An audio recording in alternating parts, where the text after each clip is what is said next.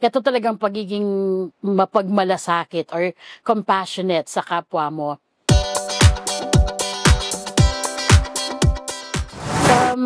Magaan lang, yung parang, okay na pala yung ano namin, yung katulad nung exchange ng dialogue namin ni Allen Ansay, yung para lang talaga kaming nag-usap, tapos 2 takes lang, yung approve na agad sa kanila.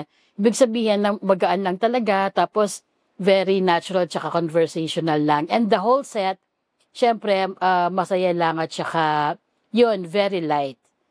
Walang masyadong pressure. Ang saya, parang kung ano yung tema ng mapagmalasakit kapuso shorts, parang damang-dama mo kahit na sa shoot lang. I mean, sa shoot, yung environment ng shoot. Ito talagang pagiging mapagmalasakit or compassionate sa kapwa mo. Hindi lang siguro, parang more than, parang meron kang tinulungan or isa siyang tulong. It's more than that. Parang kapag naging compassionate ka or malasakit ka sa kapwa mo, parang sarili mo din tinutulungan mo na maging compassionate sa kapwa mo. Di ba paulit-ulit lang naman eh.